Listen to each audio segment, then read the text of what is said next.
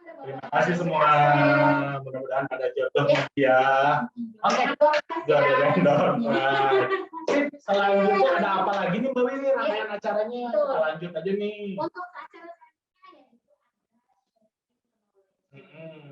jadi bagi-bagi ilmu. Bagi-bagi ilmu. Selain bagi-bagi door prize, kita begini juga bagi-bagi ilmu. Oh iya. Apa nih kira-kira nih materinya yang mau di-share? Nah, untuk materinya ini adalah program analisa pelunas next generation. Oh, jadi beda berarti sama PMP sebelumnya ini ya? Iya, next generation ini. Betul. Dan untuk sharing knowledge-nya akan disampaikan oleh Bapak Susilo selaku expert maintenance management. Oke, langsung aja. Mungkin nanti Pak Ponco sudah siap ya Pak Ponco? Kita langsung panggilkan. Selamat pagi. Selamat pagi Pak Ponco. Bagaimana kabarnya Pak? Sehat Pak? Baik, alhamdulillah. Terima kasih. Alhamdulillah. Semoga sehat selalu ya Pak. Amin. Amin.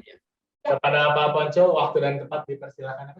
Sebelumnya satu lagi kita mau ngingetin nih untuk bapak-bapak di sini sebelum kita mulai materi, jangan lupa untuk apabila nanti kan kita udah perhatiin materi Pak Ponco nih, tapi kalau ada yang mau ditanyakan, jangan lupa bisa untuk pertanyaan di chat aja di kolom chat ya, bisa langsung ditulis aja di kolom chat. Langsung ditulis di situ aja ya. Nanti untuk pertanyaannya akan kita bacakan dan akan langsung dijawab oleh tim expert kami. Kita bacakan secara live ya. Oke, silakan. Silakan kepada Pak Ponco. Terima kasih. Baik, selamat pagi. Assalamualaikum warahmatullahi wabarakatuh. Salam sejahtera untuk kita semua.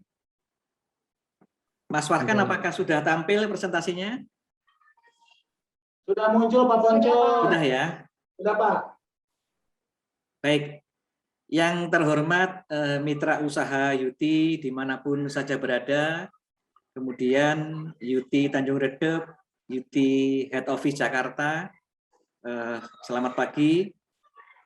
Baik, pagi ini kita akan sedikit update dengan PAP NextGen ya. Baik.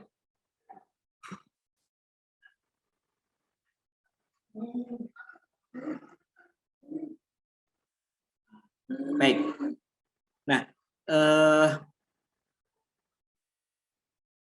pengembangan PAP NextGen antara Petrolab dengan Yuti, salah satunya adalah untuk mewujudkan bagaimana supaya engine dan major komponen unit-unit big machine Bapak itu bisa optimal umurnya ya. Seperti itu. Nah, untuk menuju ke sana maka mau nggak mau mesti hijrah untuk mulai implementasi seperti apa sih CBM atau condition based maintenance. Nah, ujung dari implementasi CBM atau condition based maintenance ini tentunya umur engine bisa optimal sesuai standar dari pabrikan, major komponen, main pump, transmisi, dan kemudian yang terakhir tentunya ketika overhaul engine dan major komponen tersebut bisa diminimize jumlah part surcharge-nya karena semuanya sudah schedule ya.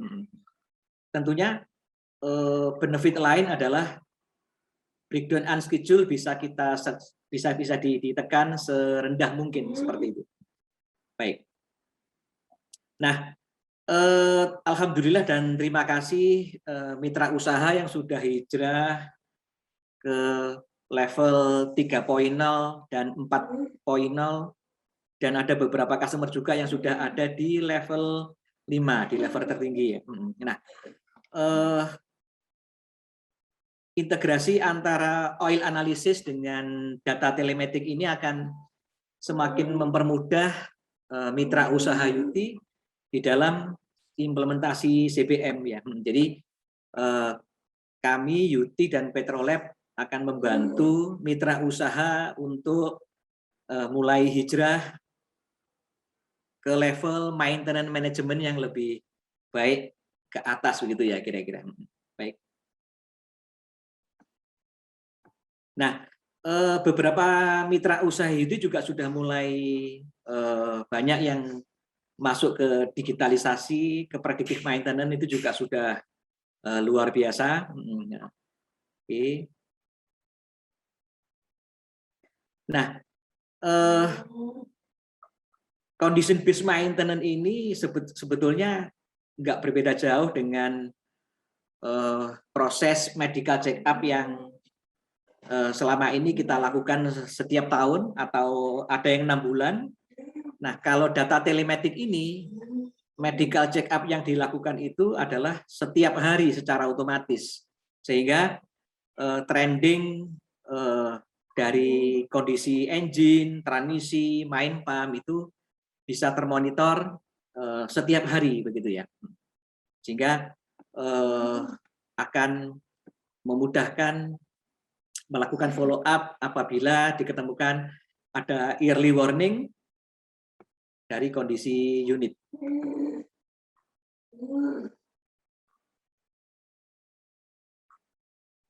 Nah, sekilas tentang Komatsu data telematik, maka semua temperatur yang ada di unit dari engine, transmisi, hidrolik, brake system, kemudian power take off, itu akan bisa terekam setiap hari, setiap 20 jam. Kemudian data telematik ini mampu menyimpan data selama kurang lebih 7 bulan atau 3.500 jam operation ya, seperti itu. Itu sekilas tentang data telematik. Apabila nanti mitra usaha ada yang kepingin lebih advance untuk mempelajari bagaimana sih data telematik ini, yang sekarang namanya sudah berubah menjadi Komtrak Plus, silakan menghubungi Yuti Tanjung Redep atau Yuti Samarinda. Silakan, nanti kami akan bantu bagaimana best practice utilisasi dari high teknologi ini. Nah, Komatsu data telematik ini untuk yang Komtrak Plus atau VHMS ini memang dibedakan dengan yang unit-unit small seperti PC200, PC300 itu menggunakan Komtrak. Tetapi kalau big machine dari PC1250 ke atas, D375 ke atas, kemudian electric truck 730 ke atas, kemudian mechanical truck itu HD465 ke atas, dan untuk wheel loader itu WA600 ke atas. Nah, di luar unit yang ada di list ini itu menggunakan Komtrak ya, yang nanti akan disampaikan oleh Mbak Ulil setelah event ini. Baik, kita lanjut. Nah, salah satu dasar dari pengembangan VMS UTP 4.0 ini tentunya adalah permintaan dari mitra usaha UT, karena sebelumnya masih menggunakan yang model lama yang VMS bagus 2.0. Kemudian mitra usaha UT juga meminta agar lebih praktis penggunaannya, artinya tidak perlu install ini, tidak perlu laptop yang harus Windows 7 dan lain sebagainya yang tentu merepotkan mitra usaha UT di job site. Nah, tapi UT tetap berkomitmen apabila mitra usaha UT masih memerlukan data analyzer atau VMS bagus 2.0, maka UT masih akan support sampai kapanpun, masih free ya, silahkan. Tetapi memang maksimal hanya bisa di running di Windows 7 gitu ya. Meskipun ada beberapa yang sudah berhasil menggunakan Oracle VirtualBox, nah silahkan di-download, di-install, kemudian kirim ke UT Tanjung Redep untuk mendapatkan lisensi atau user ID free ya. Tetapi tentunya mitra usaha Yuti memerlukan yang lebih simpel, cukup 1 kali login dengan PAP, maka silahkan menggunakan VHMS UTP 4.0 yang sudah ada di dalam portal Oil Analysis ya. Ketika mitra usaha Yuti membuka portal PAP, maka sekaligus sudah ada data telematik VHMS. Nah, selama ini ketika mitra usaha Yuti melakukan analisa oil analysis, itu sebetulnya kalau di medical check up itu ya tes darah, tes urin, dan lain sebagainya. Tetapi bagaimana tekanan darah, kemudian bagaimana temperatur tubuh, itu yang masih belum ada. Nah, itulah yang menjadi dasar kenapa 2 tools CBM ini kami integrasikan ke dalam satu portal, sehingga akan semakin lengkap itu medical check up-nya. Jadi cek darah lengkap plus bagaimana kondisi jantung, tekanan darah, dan lain sebagainya di dalam program yang kita namakan VMS UTP 4.0. Nah, yang kiri adalah bagaimana kondisi oli, kontaminan, wear metal, viscosity, kemudian yang sebelah kanan adalah seperti apa sih kondisi unit saya ini yang sedang beroperasi di tambang, bagaimana dengan temperaturnya, bagaimana dengan pressure di hydraulic system, dan lain sebagainya yang akan dideteksi otomatis setiap hari, seperti itu. Ini adalah salah satu contoh ketika Bapak Ibu membuka portal oil analysis, maka di sebelah kiri akan muncul pilihan untuk membuka VMS UTP 4.0. Tinggal mitra usaha memilih mau melihat data trending, kemudian data event atau fault code atau fault history atau data error, lead monitoring, kemudian upload data yang sangat mudah dari manapun tanpa merename folder dan lain sebagainya. Jadi sangat mudah, tinggal diklik-klik saja seperti itu. Nah, ini adalah contoh yang lebih besar. Ini adalah contoh unit bulldozer D375. Mohon maaf tidak kami tampilkan nama customer-nya. Di sini kelihatan adalah kondisi yang sangat bagus karena temperatur coolant hanya 92 ya maksimal. Hidrolik temperatur rata-rata 65, atau converter. Ini ada contoh yang bagus gitu ya. Artinya dalam satu cat itu kita bisa melihat sekaligus semua temperatur yang ada di unit ya.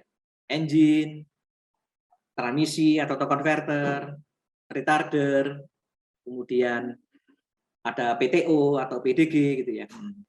Oke.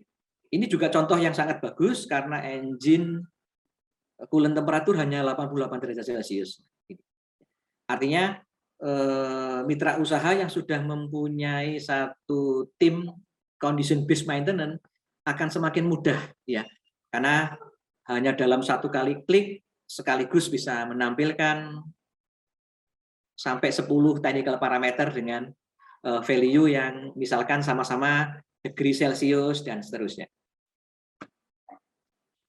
Nah, ini adalah salah satu contoh juga masih di bulldozer D375 yang temperaturnya sangat tinggi. Karena di sini terlihat coolant temperatur sudah 101 derajat Celcius, kemudian torque converter sudah 114 derajat Celcius, kemudian dari data fault code atau dari data event itu juga sudah ada 3 kali notifikasi bahwa ini adalah kondisi-kondisi yang sangat berbahaya. Tentunya ketika nanti mitra usaha Yuti sudah mulai mengutilisasi program ini, itu bisa dengan mudah dihindari kondisi-kondisi yang seperti ini ya. Nah, ini juga ada untuk PC 2000, bagaimana kita bisa memonitor bagaimana sih performa dari main pump Karena main pump PC 2000 kan ada 4. Pompa 1 depan, kemudian pompa 1 depan, belakang, pompa 2 dan seterusnya, termasuk bagaimana performa dari cooling fan pump untuk hidrolik dan untuk engine-nya. Jadi dalam satu tampilan kita sudah sekaligus bisa memonitor performa dari unit berdasarkan berapa sih maksimal dari main pump pressure, karena ini keterkaitannya adalah dengan ditching force dan kecepatan attachment pada saat ditching dan loading ya, untuk excavator ya, seperti itu. Ini adalah best practice bagaimana sih memaintain temperatur manajemen di unit, apakah itu engine, PTO, hidrolik dan seterusnya. Ketika dari baru dalam kondisi normal, maka temperatur engine coolant itu sebetulnya antara 80 sampai 90 derajat Celcius ya. Berjalannya waktu setelah 2 tahun operasi, kondisi tambang yang berdebu, hujan dan lain sebagainya, maka biasanya akan terjadi penyumbatan di kisi-kisi radiator vaennya. Mulailah temperaturnya naik gitu ya. Mulai naik ke 92, 95. Nah, di titik inilah mitra usaha UT melakukan follow up. Jadi jangan sampai terlambat. Ini adalah contoh yang bagaimana follow up dari data telematik ini terlambat untuk dilakukan. Karena temperatur sudah naik sampai ke 105 derajat Celcius. Ini kondisi yang sangat berbahaya. Kemudian baru dibersihkan setelah unitnya breakdown. Karena ketika engine overheat, maka engine akan menjalankan safety device dengan melakukan power direct supaya tidak terjadi kerusakan yang fatal di engine. Setelah dibersihkan, dan ini adalah contoh ketika bagaimana manajemen cleaning radiatornya tidak terlalu bagus karena tidak lama kemudian overheat lagi. Jadi ini contoh yang ini bukan di customer Tanjung Redep ini ya, ini di luar Kalimantan ini Bapak Ibu. Jadi tapi ini terjadi ya. Nah, seberapa berbahayanya sih ketika temperatur engine itu tidak dimonitor ya, tidak dilakukan follow up, kemudian sampai merah ya, sampai di dashboard itu muncul warning lamp, kemudian warning buzzernya pun sudah bunyi. Itu adalah kerusakan semua spare part yang terbuat dari rubber, dari plastik, gasket, packing ya. Maka mereka akan cepat mengalami deformasi. Artinya gini, ketika umur engine itu kalau dari pabrik kan pada umumnya kan di 16.000 sampai 20.000 gitu ya.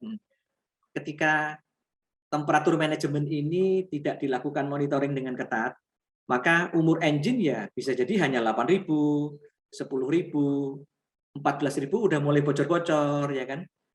Udah mulai terjadi kebocoran kompresi dan lain sebagainya. Itu adalah salah satu efek dari ketika temperatur engine mengalami overheating yang terus-menerus. Ini adalah contoh.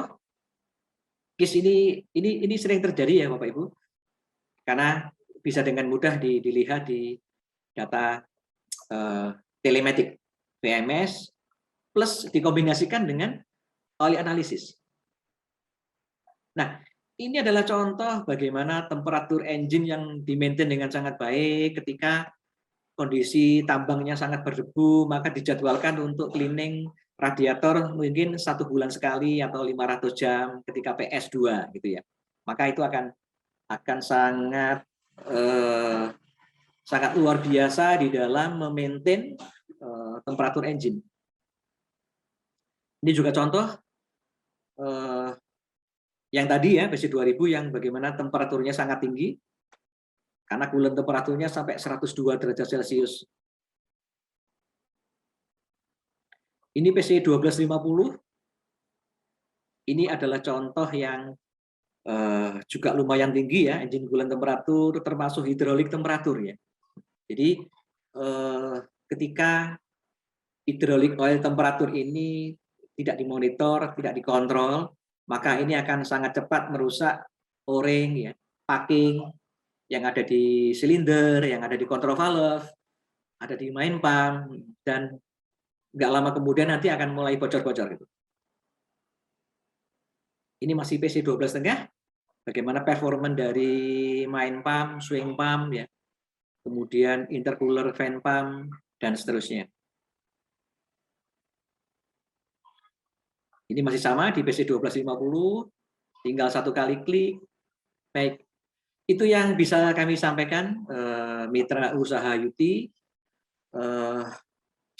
Kami UT dan Petrolab berkomitmen untuk membantu mitra usaha UT agar bisa menjalankan maintenance management level paling tidak di level 3 di condition based maintenance melalui integrasi oil analysis dan Komatsu data telematik ya. Terima kasih banyak. Mohon maaf apabila ada salah kata. Wassalamualaikum warahmatullahi wabarakatuh. Waalaikumsalam warahmatullahi wabarakatuh.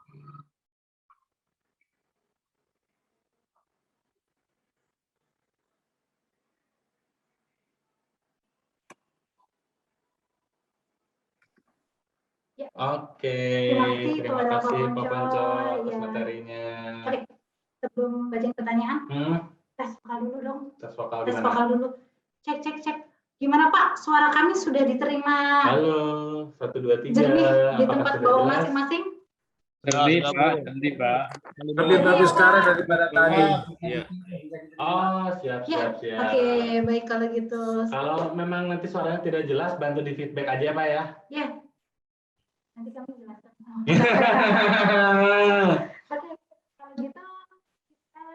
kalau gitu kita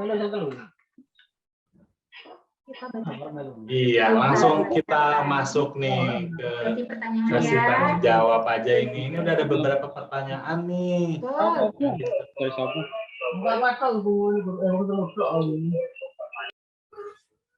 Oke. kita langsung bacain Langsung aja ya pertanyaan pertama nih, Mbak Wi, dari mana nih, Mbak Wi? Pertama dari Bapak Arif Rahman Hakim. Ya, langsung saya bacain ya. Baca ini. Oke. Pertanyaannya, apakah unit model yang tidak masuk dalam list tersebut dapat di-upgrade dengan teknologi tersebut? Monggo, Pak Ponco. Apakah unit model yang tidak masuk dalam list tersebut dapat di-upgrade dengan teknologi tersebut? Mau dilanjut lagi atau? Lanjut dulu aja sama Pak Ponco. Baik, terima kasih.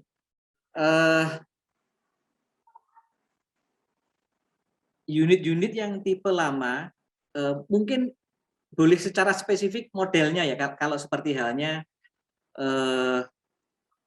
di 85SS itu memang belum dilengkapin ya, tetapi kalau unit PC200, PC300 sudah pakai Comtrack, bisa dikatakan 95% yang Komatsu produk itu sebetulnya sudah dilengkapi dengan Comtrack atau Comtrack Plus ya. Kalau Comtrack Plus itu untuk big machine, kalau yang Comtrack itu untuk small machine. Kira-kira begitu ya. Tetapi kalau yang sebelumnya tidak ada sama sekali, itu memang Komatsu tidak mensupport karena memang dari sisi teknologi engine itu memang nggak support untuk ke arah sana. Kira-kira itu jawabannya. Oke. Dengan Bapak, tadi pertanyaannya dari Bapak Arif Rahman Hakim sudah terjawab oleh Pak Ponco ya Pak Arif ya? Oke, mungkin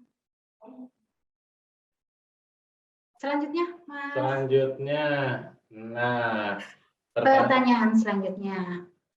Pertanyaan selanjutnya Dari? itu dari Bapak Muhammad Triyono ini.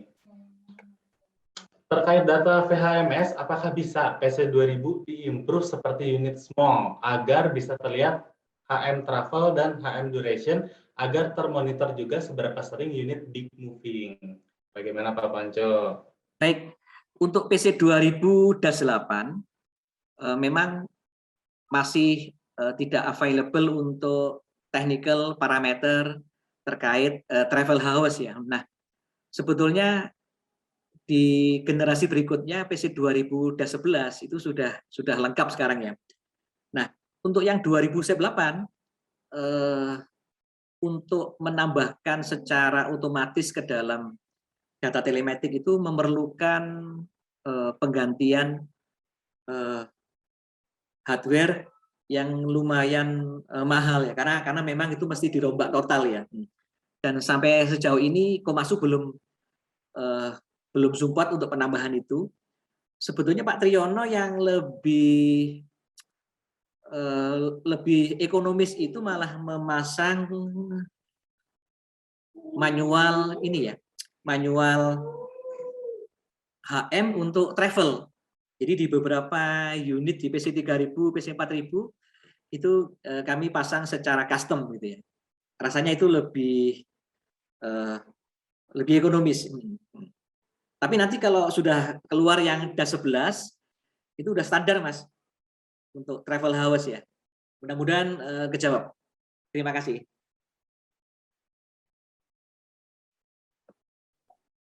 Baik, terima kasih jawabannya dari Pak Ponco ya atas pertanyaannya dari Bapak. Dari Bapak Muhammad Triyono.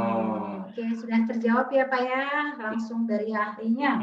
Oke, satu lagi ya. Satu lagi pertanyaan yang kita bacakan, cuman untuk yang pertanyaan-pertanyaan yang udah masuk, tetap nanti bakalan terjawab semua. Betul. Cuman nggak langsung kita live-in, ya. Tapi akan dibalasnya via email. Jadi untuk bapak-bapak di sini yang sudah mengajukan pertanyaan tapi masih belum sempat terjawab, nanti akan kami jawab via email ya Pak ya. Ya. Nah, ini satu pertanyaan lagi yang akan kami bacakan, terus kemudian nanti yang lainnya akan di feedback via email. Oke. Pertanyaan terakhir dari mana nih Mbak? Terakhir dari Bapak Marcelus Masang. Ya, pertanyaannya, saat engine overheating, keausan bagian mana yang paling ekstrim mengalami keausan? Ya, saat engine overheating, bagian mana nih yang paling ekstrim mengalami keausan? Mas Farhan, mohon diulangi suaranya agak putus-putus tadi. Pertanyaannya. Oke, saya bacakan lagi ya Pak ya. Saat engine overheating, keausan bagian mana yang paling ekstrim mengalami keausan? Baik, oke. Baik, terima kasih. Jadi ketika engine mengalami overheating, maka biasanya yang mengalami kerusakan terlebih dahulu adalah oli engine ya. Karena oli engine itu kan didesain dengan temperatur maksimum limit yang memang terbatas. Ketika mengalami overheating, maka oli akan mengalami deterioration, rusak sehingga fungsi pelumasnya akan berkurang. Nah, itu sebabnya disarankan ketika engine sudah mengalami overheating, maka wajib diganti minyak pelumasnya. Karena ketika itu nggak diganti, maka yang akan mengalami keausan pertama itu adalah di main metal atau main bearing. Itulah yang pertama kali paling menderita akibat dari overheating yang sudah sampai menyebabkan oli engine deterioration seperti itu. Nah, tentunya kondisi ini lebih baik dicegah daripada mengobati ya, karena kami UT dan Petrolab sih menyarankan agar fungsi yearly warningnya itu bisa dilihat paling tidak 2 minggu sekali ya. Kalau tiap hari mungkin nggak sempat, seminggu sekali itu excellent, kalau 2 minggu sekali itu sangat bagus ya. Jadi lebih ke proaktif maintenance. Jadi ketika temperatur udah mulai naik ke 95, maka segera dijadwalkan untuk dilakukan cleaning radiator di next PS gitu ya. Jadi jangan sampai terlambat. Nah, untuk semua pertanyaan tadi saya lihat cukup banyak. Saya akan jawab satu persatu. di dalam chat ini, plus nanti akan saya email juga ya jawaban resminya ya, kira-kira. Semoga bisa membantu. Siap.